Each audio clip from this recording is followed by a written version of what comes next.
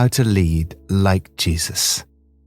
Few people have shaped the day-to-day management of people and companies more than Ken Blanchard, author of The 1 Minute Manager, which has sold more than 13 million copies.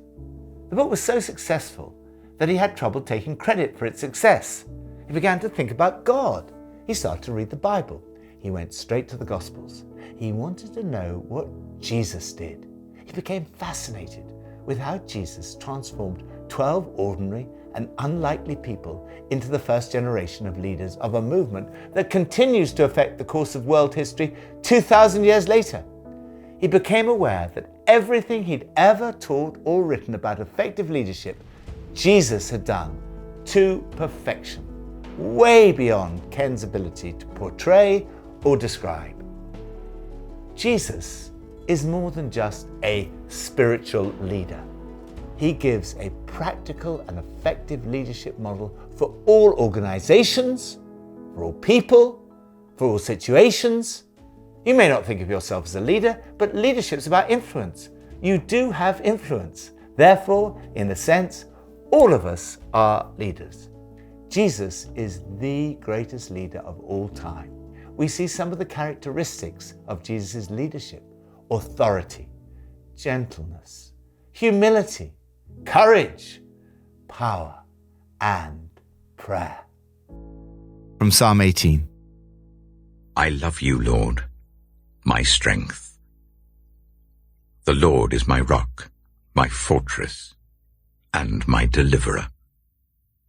My God is my rock, in whom I take refuge, my shield and the horn of my salvation, my stronghold. I called to the Lord who is worthy of praise, and I have been saved from my enemies. The cords of death entangled me, the torrents of destruction overwhelmed me, the cords of the grave coiled around me, the snares of death confronted me. In my distress I called to the Lord. I cried to my God for help.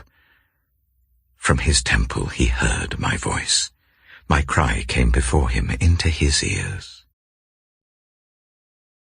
A leader's worship. David was one of the greatest leaders in the history of Israel. He also wrote some of the most beautiful songs of worship ever written. Thousands of years later, his psalms continue to be used in worship by God's people. In this psalm, we see that David's worship and prayer was the bedrock on which his leadership was founded. In the midst of difficulties and opposition, he says, I called to the Lord. I cried to my God for help.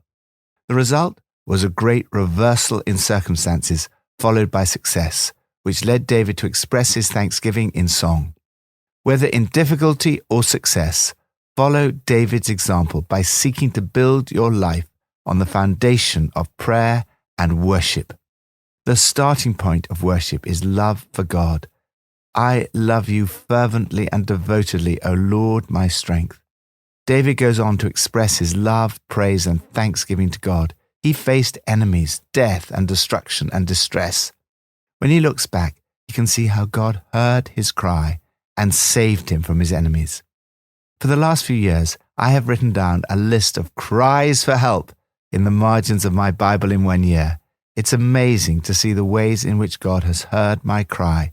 So many of the prayers, although not all quite yet, have been answered.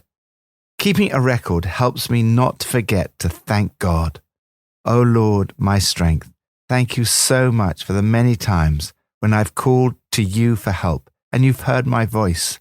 With all the challenges ahead, again, I cry to you for help. New Testament from Matthew 21. As they approached Jerusalem and came to Bethphage on the Mount of Olives, Jesus sent 2 disciples, saying to them, Go to the village ahead of you, and at once you will find a donkey tied there with her colt by her. Untie them and bring them to me. If anyone says anything to you, say that the Lord needs them, and he will send them right away. This took place to fulfill what was spoken through the prophet. Say to daughter Zion, See, your king comes to you, gentle, and riding on a donkey, and on a colt, the foal of a donkey. The disciples went and did as Jesus had instructed them. They brought the donkey and the colt and placed their cloaks on them for Jesus to sit on. A very large crowd spread their cloaks on the road, while others cut branches from the trees and spread them on the road. The crowds that went ahead of him and those that followed shouted, "Hosanna to the Son of David! Blessed is he who comes in the name of the Lord! Hosanna in the highest heaven!" When Jesus entered Jerusalem, the whole city was stirred and asked, "Who is this?"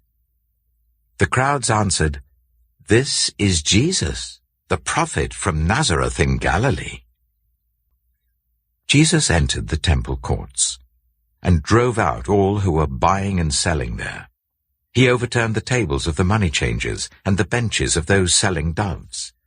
"It is written," he said to them, "My house will be called a house of prayer, but you are making it a den of robbers." The blind and the lame came to him at the temple, and he healed them. But when the chief priests and the teachers of the law saw the wonderful things he did, and the children shouting in the temple courts, "Hosanna to the Son of David," they were indignant. "Do you hear what these children are saying?" they asked him. "Yes," replied Jesus. "Have you never read, 'From the lips of children and infants, you, Lord, have called forth your praise'?" And he left them and went out of the city to Bethany, where he spent the night. A leader's characteristic. What does it mean in practice to lead like Jesus? First, lead from who you are more than your position. Who you are is far more important than what you do or what you have in terms of possession or position. Jesus' authority didn't come from having a high position in some hierarchy. It came from who he was as a person. He had a natural authority. He had total confidence that all he needed to say was, "The Lord needs them." No threats or promises were required. Second, be gentle and unassuming. Your king comes to you gentle. This is not a characteristic of leadership that the world expects, yet it is right at the heart of Jesus' leadership. The Greek word for gentle means considerate, unassuming. It's the opposite of aggressive or self-seeking. Third, avoid arrogance and ostentation. Jesus entered Jerusalem on a donkey. What a contrast to so many other leaders in history, secular and religious, who've traveled with pomp and ceremony and ostentatious entourages. Jesus' mode of transport was a sign of great humility. It was the opposite of pride and arrogance, which can so easily creep into human leadership. Fourth, have the courage to confront. People sometimes think that gentleness and humility mean giving way in every situation, but Jesus was not afraid of confrontation. He entered the temple area and drove out all who were buying and selling there. He overturned the tables of the money changers. One of the hardest aspects of leadership is to know the right moment for confrontation. Failure to confront is in itself a decision with consequences. Conflict and confrontation are never easy, but wisely applied, they are a necessary part of good and courageous leadership. Fifth, seek spiritual, not worldly power. The power of Jesus was so different from many of the leaders in the world. The blind and the lame came to him at the temple, and he healed them. Spiritual power is far more important than earthly power. It cannot be manufactured. It can only come from the kind of relationship Jesus had with God. Sixth, make prayer your number one priority. In Jesus' confrontation with the money changers, we see how passionate he was about prayer. And throughout the Gospels, we read of Jesus withdrawing to be on his own with God. This was the source of his strength. Like with David, prayer was at the heart of Jesus' leadership. Lord, help me to lead like Jesus with authority, gentleness, humility, courage, and power. Like Jesus, may my strength come from my personal relationship with you. Old Testament from Job 19 to 21. Then Job replied, "How long will you torment me and crush me with words? 10 times now you have reproached me. Shamelessly you attack me. If it is true that I have gone astray, my error remains my concern alone. If indeed you would exalt yourselves above me and use my humiliation against me, then know that God has wronged me and drawn his net around me. Though I cry, violence, I get no response. Though I call for help, there is no justice. He has blocked my way so that I cannot pass. He has shrouded my paths in darkness. He has stripped me of my honor and removed the crown from my head. He tears me down on every side till I am gone. He uproots my hope like a tree. His anger burns against me. He counts me among his enemies. His troops advance in force. They build a siege ramp against me and encamp around my tent. He has alienated my family from me. My acquaintances are completely estranged from me. My relatives have gone away. My closest friends have forgotten me. My guests and my female servants count me a foreigner. They look upon me as a stranger. I summon my servant, but he does not answer, though I beg him with my own mouth. My breath is offensive to my wife. I'm loathsome to my own family. Even the little boys scorn me. When I appear, they ridicule me. All my intimate friends detest me.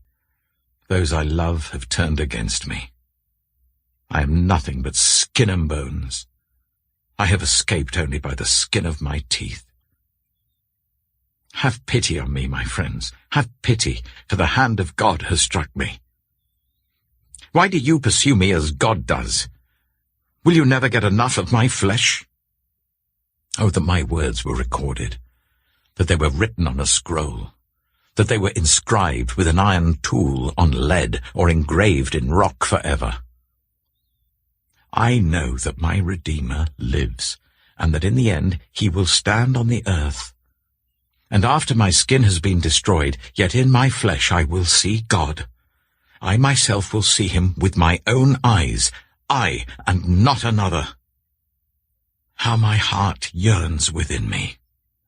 If you say, "How we will hound him, since the root of the trouble lies in him," you should fear the sword yourselves. For wrath will bring punishment by the sword, and then you will know that there is judgment. Job chapter 20. Then Zophar the Naamathite replied, "My troubled thoughts prompt me to answer because I am greatly disturbed.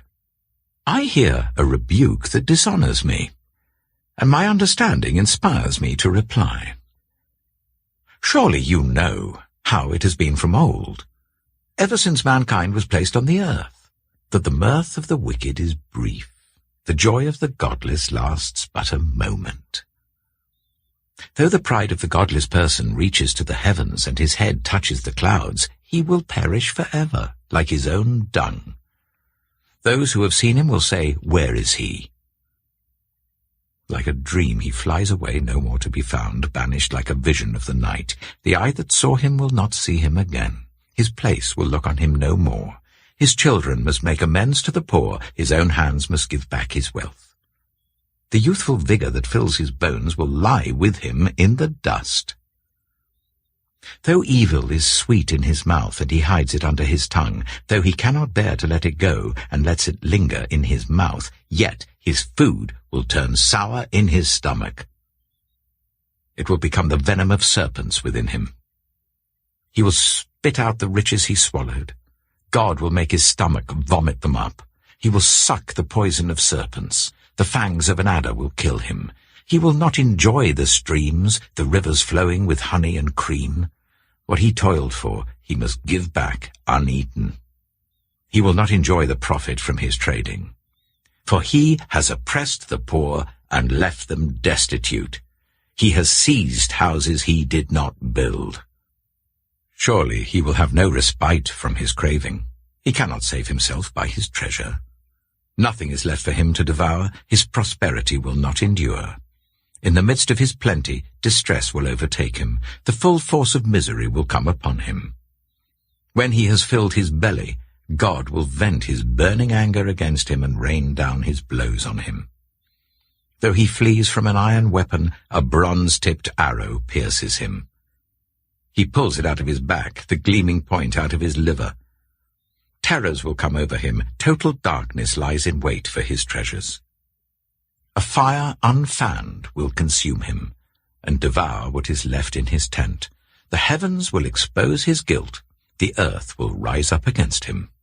A flood will carry off his house, rushing waters on the day of God's wrath.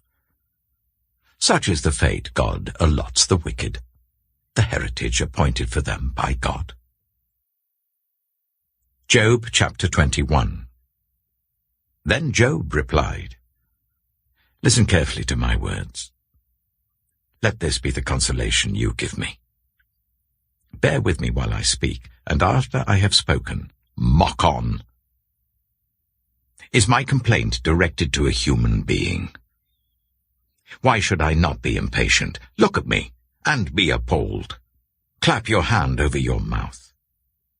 When I think about this, I'm terrified. Trembling seizes my body.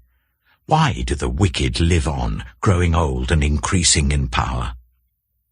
They see their children established around them, their offspring before their eyes. Their homes are safe and free from fear. The rod of God is not on them. Their bulls never fail to breed. Their cows calve and do not miscarry. They send forth their children as a flock. Their little ones dance about. They sing to the music of tambourine and lyre. They make merry to the sound of the pipe. They spend their years in prosperity and go down to the grave in peace. Yet they say to God, 'Leave us alone. We have no desire to know your ways. Who is the Almighty that we should serve him? What would we gain by praying to him?' But their prosperity is not in their own hands. So I stand aloof from the plans of the wicked. Yet how often is the lamp of the wicked snuffed out? How often does calamity come upon them, the fate God allots in his anger? How often are they like straw before the wind, like chaff swept away by a gale? It is said, God stores up the punishment of the wicked for their children. Let him repay the wicked, so that they themselves will experience it. Let their own eyes see their destruction. Let them drink the cup of the wrath of the Almighty. For what do they care about the families they leave behind when their allotted months come to an end? Can anyone teach knowledge to God, since he judges even the highest? One person dies in full vigor, completely secure and at ease, well-nourished in body, bones rich with marrow. Another dies in bitterness of soul, never having enjoyed anything good. Side by side, they lie in the dust, and worms cover them both. I know full well what you're thinking, the schemes by which you would wrong me. You say, "Where now is the house of the great, the tents where the wicked lived?" Have you never questioned those who travel? Have you paid no regard to their accounts? That the wicked are spared from the day of calamity, that they are delivered from the day of wrath? Who denounces their conduct to their face? Who repays them for what they have done? They are carried to the grave, and watch is kept over their tombs. The soil in the valley is sweet to them. Everyone follows after them, and a countless throng goes before them. So how can you console me with your nonsense? Nothing is left of your answers but falsehood. A leader's perspective. Job's friends continue talking nonsense and a tissue of lies. They attempt to comfort Job with empty and futile words. On the other hand, we see Job's real struggle with his own suffering. As opposed to the simplistic analysis of his friends, he sees that the world is very complex. In this life, there are many injustices. He cries out, "Why do the wicked live on, growing old and increasing in power? They spend their years in prosperity and go down to the grave in peace." Don't be surprised that sometimes there are those who completely reject God. They say to him, "Leave us alone. We have no desire to know your ways. Who is the Almighty that we should serve him? What should we gain by praying to him?" Yet they appear to live lives of prosperity and peace. The Bible never says that the wicked will receive justice in this life. Sometimes they do, but at other times they seem to get away with it. Don't be surprised if you see the wicked spending their years in prosperity. Don't be surprised if you see the innocent suffering. God seems to allow both in this life. That's not to say that we should ever be complacent about injustice and the suffering of the innocent, but rather do all in our part to combat both. However, this life is not the end. God has all eternity to put things right. Job glimpses, in a way almost unique in the Old Testament, our future hope. I know that my Redeemer lives, and that in the end he will stand upon the earth, and after my skin has been destroyed, yet in my flesh I will see God. Job's insight foreshadows the New Testament hope of resurrection and eternal life. A godly leader has an eternal perspective, which gives a totally different dimension to Christian leadership. Imagine someone important coming to visit your home. You would probably do a number of things to get ready. You'd get yourself ready. You'd ensure others in the house were ready. And you would ensure that the house itself was ready, looking clean and tidy. A Christian leader has an eternal perspective and hope that in the end, my Redeemer will stand upon the earth. Focus on getting yourself ready, getting others ready, evangelization, discipleship, pastoral care, and getting the house ready, the revitalization of the church and the transformation of society. These concerns are not just confined to church leaders. Christian leaders in all spheres of work and society should have these three underlying dimensions embedded in their thoughts, their decisions, and their actions. Furthermore, this perspective should transform your attitude towards your plans and goals. When situations do not work out as hoped due to the injustice of individuals or organizations or systems, you can still trust in the fact that one day total justice will prevail. Lord, thank you that one day I will see God myself with my very own eyes. Help me to live each day with this eternal perspective. Help me to become like Jesus and to lead like Jesus. Pippa adds, the verse, Job 19:25 says, I know that my Redeemer lives. It appears in part of Handel's Messiah. This piece of music was sung at my father's funeral. It is so beautiful and deeply comforting. Handel set these powerful words to the most amazing music. Since 1742, when it was first performed, it's been giving comfort and faith to millions of people.